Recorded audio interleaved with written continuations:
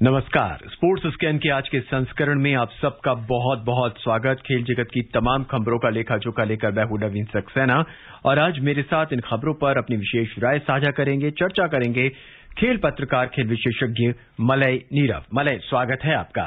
धन्यवाद। नजर अब तक की खास खबरों पर। 2020 क्रिकेट विश्व कप में न्यूजीलैंड ने नामीबिया को पराजित किया। अब से कुछ देर बाद दुबई में भारत का मुकाबला स्कॉटलैंड से। भारतीय क्रिकेट टीम इस वर्ष दिसंबर में दक्षिण अफ्रीका का दौरा करेगी। वेस्टइंडीज के हरफनमौला खिलाड़ी ड्वेन ब्रेवो ने 2020 क्रिकेट विश्व कप के बाद क्रिकेट से संन्यास लेने की घोषणा की। और बैडमिंटन में किदाम्बी श्रीकांत और लक्ष्य सेन जर्मनी में हाइलो ओपन बैडमिंटन टूर्नामेंट के क्वार्टर फाइनल में पहुंचे।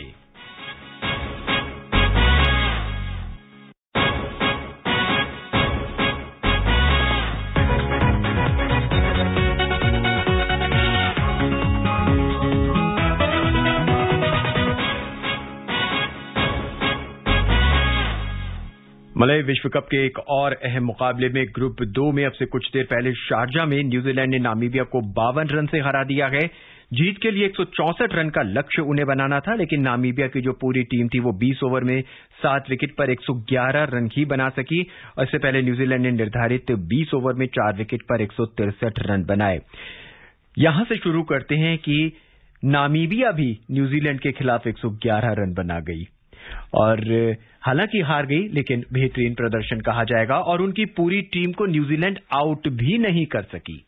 बिल्कुल, और एक वक्त तो ऐसा लग रहा था कि न्यूजीलैंड पूरी तरह से लड़खड़ा रही थी और 16 ओवर के बाद सिर्फ 96 रन थे, 4 विकेट उनके गिर चुके थे और अंत में 67 रन बन गए सिर्फ 4 ओवर में।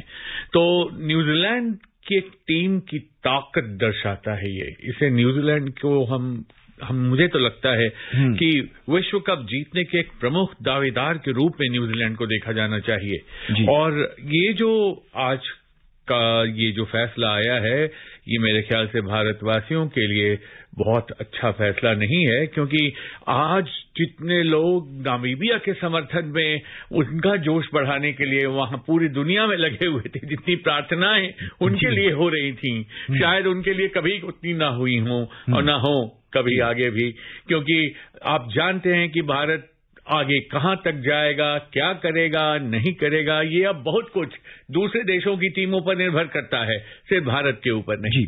मलय, न्यूजीलैंड के 4 विकेट बहुत जल्दी आउट हो गए। आखिर के 4 ओवर में उन्होंने 68 रन बनाए। फिलिप्स और निशाम ने बेहतरीन बल्लेबाजी की और वाकई में यह दर्शाता है कि डेप्थ है उनकी बैटिंग के अंदर। लेकिन इसके बावजूद भी नामीबिया ने बहुत ही अच्छे खेल का प्रदर्शन किया। एकदम नई टीम है जिस तरह से वो क्रिकेट खेलने आई है, लेकिन बेहतरीन 111 रन बनाए। इसमें कोई शक नहीं कि नामीबिया के प्रदर्शन को अगर आप देखें, जिस प्रकार से वो लोग सामना कर रहे थे, जिस प्रकार से उन्होंने न्यूजीलैंड को एक तरह से बांध रखा था, जकड़ रखा था, न्यूजीलैंड के खिलाड़ी छटपटा रहे थे, रन उनके बल्लों से निकल नहीं रहे थे और वो चाहते थे ये अब जो मुकाबले हो रहे हैं नवीन, ये नेट रन रेट को बढ़ाने के लिए मुकाबले हैं। तो जितने बड़े अंतर से आप जीतेंगे उतना ही आपका नेट रन रेट बढ़ेगी, उतनी, और तभी आप न्यूजीलैंड जैसे भारत के साथ एक कंपटीशन में भी है, और न्यूजीलैंड अगर अगला मैच जीत जाती तो कोई बात नहीं जीतती है तो बहुत मुश्किल होने वाली है, फिर से नेट रन रेट का सवाल आएगा। तो ऐसे में हालांकि अंतर थोड़ा और कम हो सकता था हार और जीत का में, फिर भी नामीबिया ने बहुत ही अच्छा प्रदर्शन किया, इसमें कोई शक नहीं। वहीं न्यूजीलैंड ने भी अपना रन रेट में बहुत सुधार किया है, जिस तरह से उन्होंने आज 20 ओवर में 167 रन बनाए। अब से कुछ देर बाद भारत का मुकाबला स्कॉटलैंड से होगा। आकाशवाणी से सभी मैचों का आंखों देखा हाल FM रेनबो से प्रसारित किया जा रहा है। ग्रुप 2 में इस समय दुबई में भारत का सामना इंग्लैंड से होगा सुपर 12 में, जैसा अभी हमने कहा, और सेमीफाइनल की दौड़ में बने रहने के लिए भारत को ये मैच जीतना बहुत जरूरी है। और जहां तक टॉस की बात करें तो भारत ने टॉस जीत लिया है, लेकिन पहले गेंदबाजी करने का फैसला किया है। सुनते हैं भारत की जीत की संभावनाओं पर नीलम की रिपोर्ट। भारत और स्कॉटलैंड के बीच होने वाला मैच आज भारत के लिए बेहद अहम है। अफगानिस्तान पर धमाकेदार जीत के बाद भारतीय टीम को एक बार फिर बड़ी कामयाबी की तलाश है। भारत को इस मैच में और 8 नवंबर को नामीबिया के खिलाफ मैच में बड़े अंतर से जीत हासिल करनी होगी ताकि उसका नेट रन रेट बेहतर हो सके। हालांकि नेट रन रेट इस बात पर भी निर्भर करता है कि न्यूजीलैंड की टीम अपने आखिरी 2 में से कम 1 मैच जरूर हारे। नामीबिया के खिलाफ आज का मैच न्यूजीलैंड जीत चुकी है और अब उम्मीदें इस बात पर टिकी हैं कि 7 नवंबर को अफगानिस्तान से न्यूजीलैंड से जीत जाए। हालांकि बुधवार को स्कॉटलैंड की टीम ने न्यूजीलैंड के खिलाफ प्रभावशाली प्रदर्शन किया था और स्कोर को बेहद करीब ले जाने में सफल रही थी। उस मैच में स्कॉटलैंड को सिर्फ 16 रन से हार मिली थी। लेकिन अगर अब स्कॉटलैंड का भारत के खिलाफ भी वैसा ही प्रदर्शन रहा तो फिर भारतीय टीम के लिए मुश्किल हो सकती है। अफगानिस्तान के खिलाफ पिच पर उतरे तमाम भारतीय बल्लेबाजों ने अच्छा प्रदर्शन किया। स्कॉटलैंड के खिलाफ भारतीय बल्लेबाजों को फिर से फायर पावर दिखाना होगा, साथ ही गेंदबाजी में और पैनापन हासिल करना होगा। देखने वाली बात होगी कि हार्दिक पांड्या लगातार गेंदबाजी कर सकते हैं या नहीं। अफगानिस्तान के खिलाफ मुकाबले में उनकी बॉलिंग महंगी रही थी। बतौर ओपनर स्कॉटलैंड के जॉर्ज मुनसे अपनी आक्रामक बल्लेबाजी से किसी भी टीम के बॉलर के लिए मुश्किल बन सकते हैं। पावर प्ले में उनके खेलने का अंदाज काफी आक्रामक है, लेकिन दुबई में ओस एक बहुत बड़ा असर पैदा कर सकती है। नीलम मलकानिया, स्पोर्ट्स कैन। मले समीकरण जो है कुछ इस तरह से बैठे हुए हैं कि हम जीत जाएं, वो हार जाएं, हम इतने रन बना लें, और बाकी कुछ डिपेंड करता है आज के इस मैच पे। और ये जब इस स्थिति में आपकी नाव होती है, जब आप इस चक्कर में रहते हैं कि कोई और डूबने वाला आपको बचा जाए या कोई और बचने वाला खुद डूब जाए और आप पार हो जाएं, तो ऐसे में तो ये स्थितियां बनती रहती हैं। और आज लगता है कि भारतीय कप्तान का जन्मदिन है और विराट कोहली जी का, और लगता है कि उनकी किस्मत के अलमारी के दरवाजे जो हैं उनके फाटक आज खुले हैं। उन्होंने टॉस जीता है और ओस एक बहुत बड़ा फैक्टर है। हम कहते आ रहे हैं ड्यू में भारत के जो सारे मैच हैं 7:30 बजे शाम से शुरू होते हैं नवीन, और उसके बाद जब ओस पड़ने लगती है तो जो टीम दूसरे चक्र में जो जाती है बल्लेबाजी करने, उनको परेशानियों का सामना नहीं करना पड़ता उतना जितना पहली पारी में करते हैं। मले भारतीय थिंक टैंक ने, भारतीय टीम ने, भारतीय मैनेजमेंट ने कुछ कैलकुलेशन जरूर करी होगी कि अगर हम पहले बॉलिंग करते हैं तो कितने पे आउट करना है, बैटिंग करते हैं तो हमें कहां तक हमारे को रन बनाने होंगे।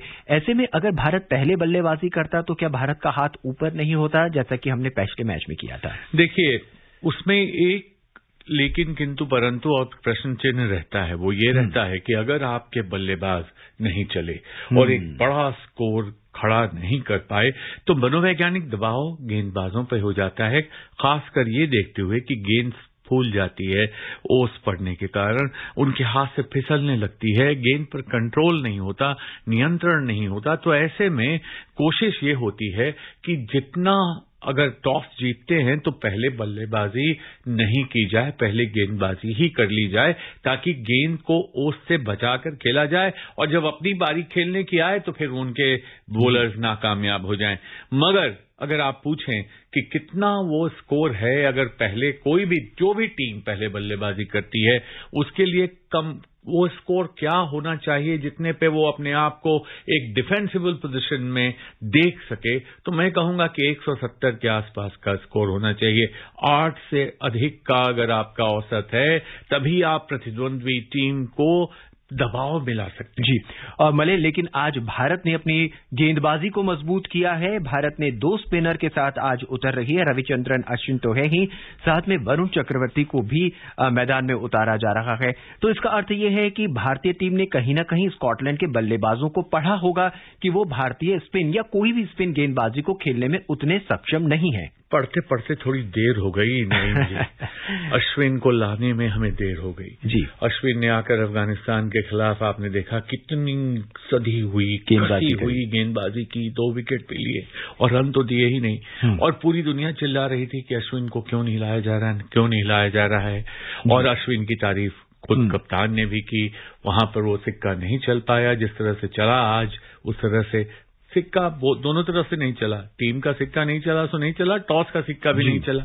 तो इस तरह से दिक्कतें हुई और अब देखते हुए, इनको देखते हुए, देखिए बहुत पुरानी एक कहावत है कि you should play to your strength.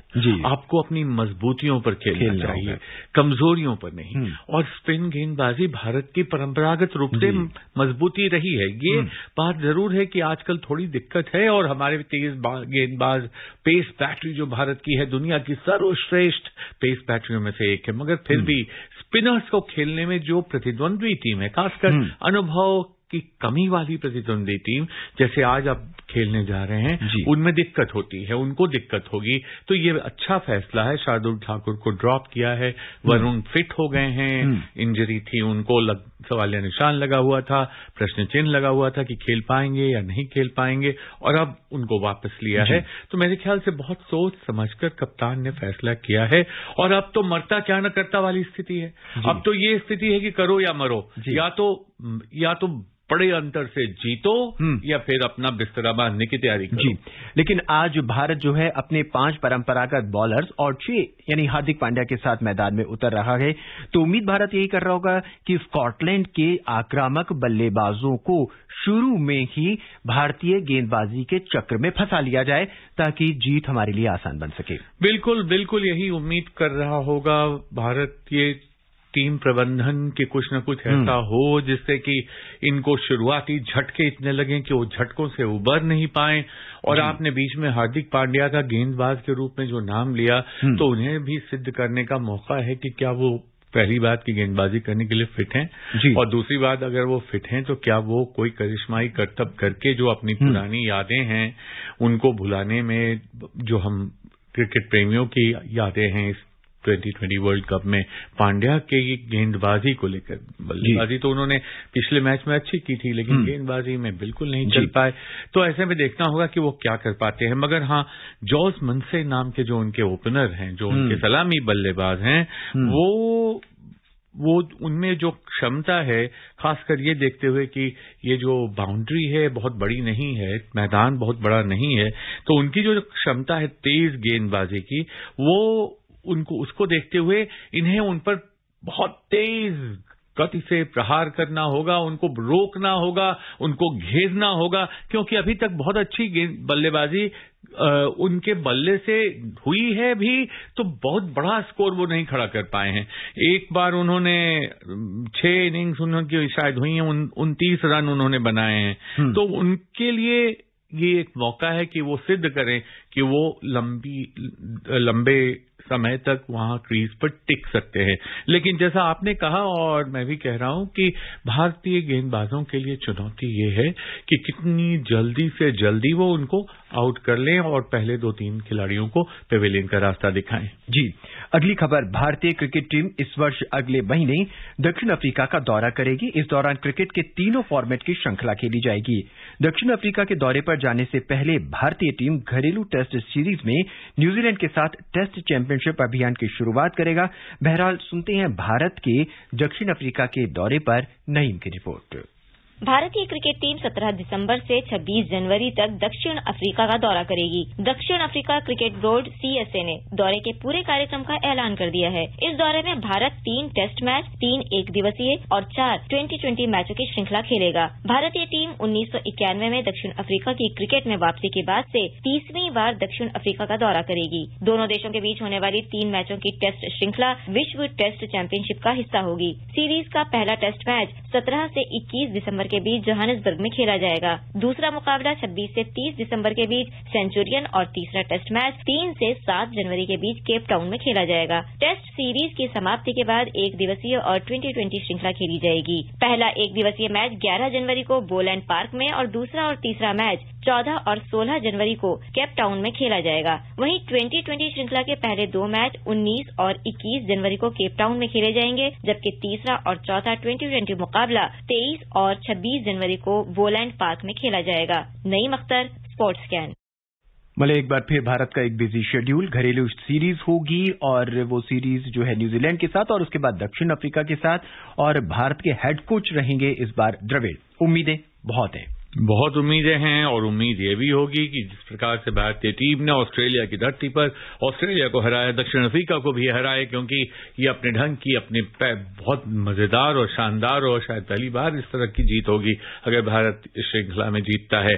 और जिस प्रकार से टीम का शेड्यूल है उसको देखते हुए मुझे लगता है कि तब तक शायद थोड़ी सी थकान भी टीम की कम हो जाए, जिस थकान की बात सब कर रहे हैं, टीम के खिलाड़ी, कप्तान, सब खेल प्रेमी सब कर रहे हैं। तो ये अच्छी बात है कि और जब आप कहीं अपने देश से दूर दूसरे देश में जाकर अच्छा प्रदर्शन करते हैं तो आपका आत्मविश्वास बहुत बढ़ता है। और मलय घरेलू श्रृंखला में नए खिलाड़ियों को भी मौका मिलेगा और एक लंबी सीरीज है दक्षिण अफ्रीका के बीच साथ, तो उसमें भी हम कई नए चेहरे देख पाएंगे। बिल्कुल, इसमें कोई शक नहीं। इस बीच वेस्टइंडीज के हरफनमौला खिलाड़ी डेविन ब्रेवो ने 2020 क्रिकेट विश्व कप के बाद क्रिकेट से संन्यास लेने की घोषणा कर दी है। 38 वर्षीय ब्रेवो ने 2020 क्रिकेट में 90 मैच में 115.38 के स्ट्राइक रेट से 1245 रन बनाए हैं और उन्होंने 78 विकेट भी लिए हैं। एक शानदार क्रिकेट करियर रहा डेविन ब्रेवो का और अब वो क्रिकेट की दुनिया से हट रखे हैं। बिल्कुल, इतने लंबे समय तक वो खेले और 2 आईसीसी ट्रॉफी उन्होंने जीतकर वेस्टइंडीज को थमाई। ये बहुत बड़ी बात होती है। अपने करियर में 2 बार उन्होंने आईसीसी 2020 जीता और अच्छे ऑलराउंडर के रूप में स्थापित थे। उन्होंने शायद 40, 45, 44 के आसपास टेस्ट मैच भी खेले हैं। तो बहुत अच्छा करियर उनका रहा है अभी तक का। और जिस प्रकार से उन्होंने फैसला किया है एक ऐसे समय जब वेस्ट इंडीज सेमीफाइनल्स में नहीं पहुंच रही है T20 वर्ल्ड कप में, उन्होंने ये अपने खेल को विराम देने की घोषणा की है। मगर डेविन ब्रेवो को याद रखा जाएगा वेस्टइंडीज की क्रिकेट की धुकधुकाती सांस में ऑक्सीजन सिलेंडर का काम करने के लिए। जी, क्रिकेट के बाद अब बात बैडमिंटन की। भारत के किदाम्बी श्रीकांत और लक्ष्य Sen high-low open badminton tournament के क्वार्टर फाइनल में पहुंच गए हैं। जर्मनी में खेले जा रहे इस टूर्नामेंट के क्वार्टर फाइनल में आज श्रीकांत का मुकाबला तीसरी वरीयता प्राप्त हांगकांग के एनजी लॉन्ग से होगा। वहीं लक्ष्य सेन का मुकाबला थाईलैंड के कुनलाबत विटिडसरन से होगा। इससे पहले कल श्रीकांत ने प्री क्वार्टर फाइनल में कोरिया के डोंग केन ली को 21-9, 19-21, 21-10 से पराजित किया। श्रीकांत लगातार बेहतरीन प्रदर्शन कर रहे हैं। कल जो मुकाबला था उसमें पहला गेम हारने के बाद उन्होंने वापसी की और शानदार तरीके से जीता। वहीं लक्ष्य सेन भी मरे क्वार्टर फाइनल में पहुंच गए हैं। एक अच्छा नजरिए की तरह अगर देखा जाए और बैडमिंटन के रूप में देखा जाए तो दोनों ही पुरुष खिलाड़ी बेहतरीन प्रदर्शन करते हैं। खासकर श्रीकांत की तारीफ करनी होगी जो कि वापसी कर रहे थे। एक लंबे समय से उनका फॉर्म ठीक नहीं था, चोट भी कुछ कुछ लगती रही थी। तो अभी इस प्रतियोगिता में 7वीं वरीयता प्राप्त श्रीकांत हैं, जिन्होंने 56 मिनट में अपने प्रतिद्वंदी को हराया खेल में, और मुश्किल था 21-9, 19-21 और फिर 21-10। तो इस प्रकार से प्री क्वार्टर फाइनल में उनका प्रदर्शन रहा। बहुत क्लोजली फॉट मैच था, बहुत कांटे की टक्कर थी। और अब वो हांगकांग के एनजी लॉन्ग एंगस से मिलेंगे जो कि तीसरी वरीयता प्राप्त है जिन्हें इस टूर्नामेंट में। तो कड़ा मुकाबला होगा उनके लिए। मगर अभी तक जिस प्रकार से किदम्बी श्रीकांत का प्रदर्शन रहा है, मुझे लग रहा है कि वो इसमें जीत हासिल करने में उनको सफलता मिलेगी। जहां तक लक्ष्य सेन का सवाल है तो शुरू से ही ऐसा लग रहा था कि लक्ष्य सेन इस बार कुछ अच्छा प्रदर्शन करेंगे। और उन्होंने जिस प्रकार से वांग जुई वेई को बिल्कुल जिसको कहते हैं कि अप्रत्याशित ढंग से हराया, और चाइनीज ताइपे के जो खिलाड़ी हैं, और उसके बाद क्वार्टर फाइनल में जगह बनाई। तो इस तरह से देखकर लक्ष्य सेन को भी लग रहा है कि बहुत ही अच्छा एक खिलाड़ी भारत को मिला है जो आने वाले दिनों में इससे भी अच्छा प्रदर्शन करे और आगे बढ़े। तो ये जो 4th सीड खिलाड़ी को अगर आप लक्ष्य सेन हराता है तो उससे आत्मविश्वास खिलाड़ी का बहुत बढ़ता है। और एकदम जिसको कहते हैं स्टनिंग विक्ट्री थी उनकी, शानदार। और किदम्बी श्रीकांत तो हैं ही। तो ये दोनों भारत के बैडमिंटन की पताका को आगे लेकर बढ़ते चले जा रहे हैं। वहीं सौरभ वर्मा को थाईलैंड के कांताफोन वांगचारियोन से 13-21, 10-21 से हार का सामना करना पड़ा। महिला डबल्स में भी अश्विनी पोनप्पा और एन सिक्की रेड्डी जो है वो हार कर बाहर हो गई हैं। इस बीच टेनिस में सर्बिया के दिग्गज नोवाक जोकोविच पेरिस मास्टर टेनिस टूर्नामेंट के क्वार्टर फाइनल में पहुंच गए हैं। मलय, हमसे जुड़ने के लिए, तमाम खबरों पर चर्चा करने के लिए आपका बहुत बहुत धन्यवाद। धन्यवाद। नजर एक बार फिर अब तक की खास खबरों पर। 2020 क्रिकेट विश्व कप में इस समय दुबई में भारत का मुकाबला स्कॉटलैंड से। इससे पहले न्यूजीलैंड ने नामीबिया को पराजित किया। भारतीय क्रिकेट टीम इस वर्ष दिसंबर में दक्षिण अफ्रीका का दौरा करेगी और वेस्टइंडीज के खिलाड़ी ड्रेवन ब्रेवो ने 2020 क्रिकेट विश्व कप के बाद क्रिकेट से संन्यास लेने की घोषणा की।